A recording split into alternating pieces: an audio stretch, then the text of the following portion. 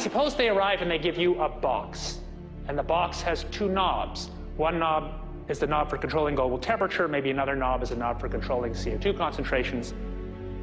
You might imagine that we would fight wars over that box, because we have no way to agree about where to set the knobs. No global governance, and different people will have different places they want it set. Solar engineering is like chemotherapy. No one wants it. But we all want the ability to do chemo and to understand its risks, should we find ourselves with dangerous cancer. How long does it last up there? The lifetimes are years. What, years? A couple of years. And then it what, precipitates out, or Yeah, that's correct. no toxic side effects that we know of? The thing we always wonder about is the unknown. Yeah. So if you're thinking about, say, the acidification, it's clear that's not a problem. There's several studies that showed that. Right. But of course the concern here is with so little research, there may be some unknown that comes out of left field that bites us. My name's Mike Murphy. I'm a filmmaker in from Los Angeles. We're covering an issue called geoengineering. Okay, thanks guys. Senator, quick question about the issue of geoengineering. I'm afraid I don't know what you're talking about. And wondering if you were supportive of geoengineers' proposals of spraying 10 to 20 million tons of aluminum into the atmosphere. I should really get a briefing paper on it before I give an opinion. Oh, not a problem. Are you aware of the issue? Not completely. At all? Okay. Do you have a letter from constituents, and people have concerns? Yeah, We're making a documentary about the I don't know, you guys have credentials to be here? Yes, we do. We pass through security as well. Endowed by our creator. I think so. Please don't touch that. Please don't touch my property. You're lying. No, why? What did we lie? What did we lie about, sir? No, we're not. What are we lying about? Lying about what? That was a little unusual, huh? I haven't heard that. You're not aware of it? And it appears that these programs have already been deployed. You know, I haven't looked at that proposal, and so, you know, why don't you let me review it? I can do that. Are you aware of? Actually, I'm going to go. Yeah. Let me go ahead and get that. I will take a look at this, and I will act accordingly. General, this program, this openly covert program of the aerosol spraying, stratospheric aerosol spraying, geoengineering, using tons of aluminum, spraying it up in the sky. I have no idea what you're talking about. Okay. Commonly called chemtrails, sir.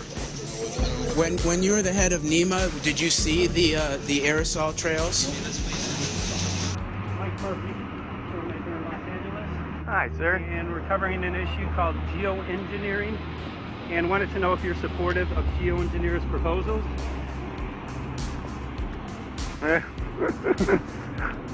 Congressman?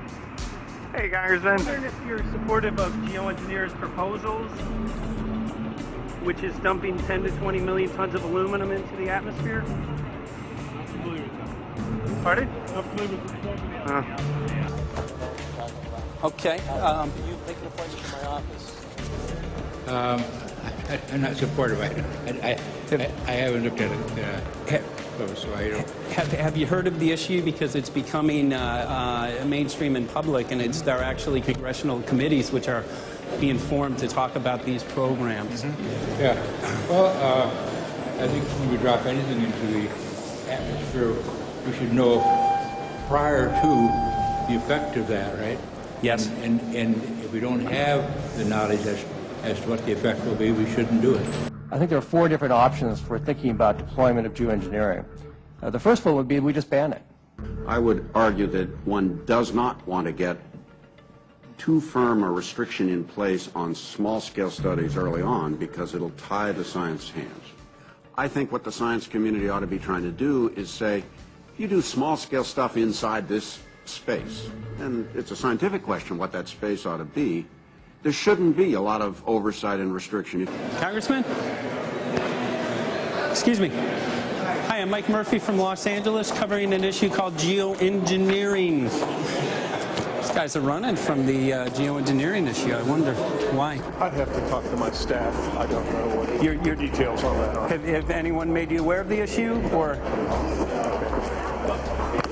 Sir? Congressman, your committee talked about geoengineering last November. Are you in support of those proposals? I'd love to give you a paper. Geoengineering? You know nothing about the geoengineering issue? Never heard of it. They call it geoengineering, but Yeah, I never heard of it. It's nothing I've ever heard anything about. when we looked up in the air today outside of DC, we saw this stuff going on. Quickly, have you heard of geoengineering? No. The proposals to shoot 10 million tons of metals into the air. This committee, Science and Technology, covered it for the first time. No. No, I've never heard of it. So we were very concerned. We spoke with Congresswoman Watson's office, and her press secretary, Ms. White, was familiar with Representative Kucinich's Space Preservation Act, which mentioned chemtrails and the weaponization of the atmosphere in space, and then it was pressured to be taken off the bill. Did you see the aerosol spraying going on today over the Capitol? Congressman? Geoengineering carries with it a tremendous range of uncertainties, ethical and political concerns, and the potential for catastrophic environmental side effects. He's not one to do interviews very often, so not unless we usually really pressure him into it. Okay. So don't, all that is, don't hold your breath.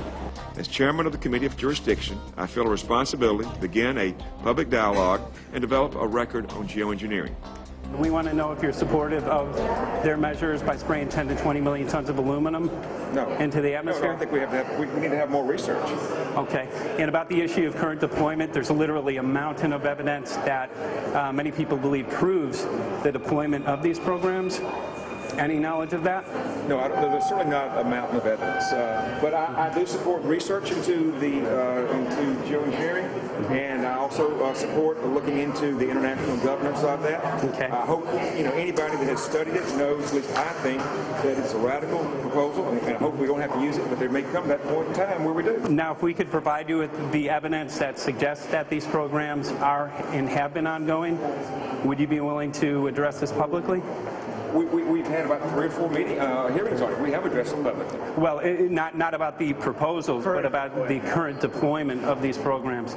Citizens. I don't support the current deployment. I think we need to have more research, and they have consequences that go beyond one nation, and so I think that there needs to be governance to that. Governance is not simply an issue of deployment, but governance before deployment in terms particularly of large-scale scientific fieldwork.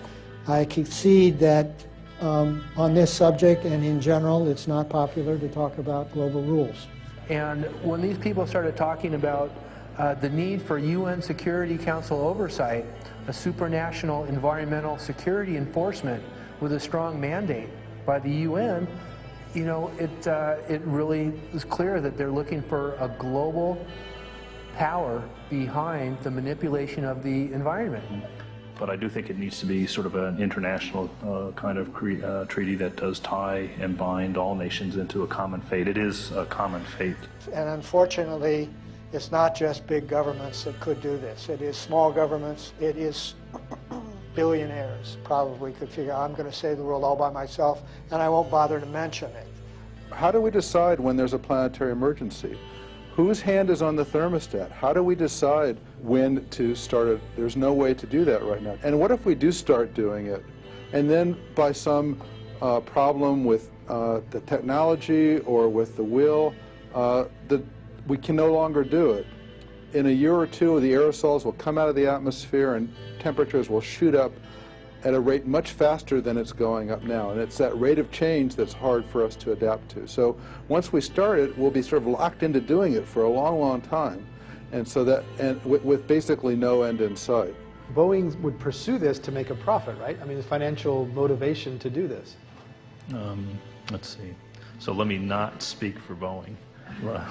Is that allowed? Okay. Yeah, well, it is what it is. No, but someday, if the U.S. is going to decide to do this stuff, they're going to look to a company who can do it, and you want to be positioned. Boeing would rather be get it than Lockheed Martin. So certainly we have an industrial base that helps the country take on technologies and large-scale challenges.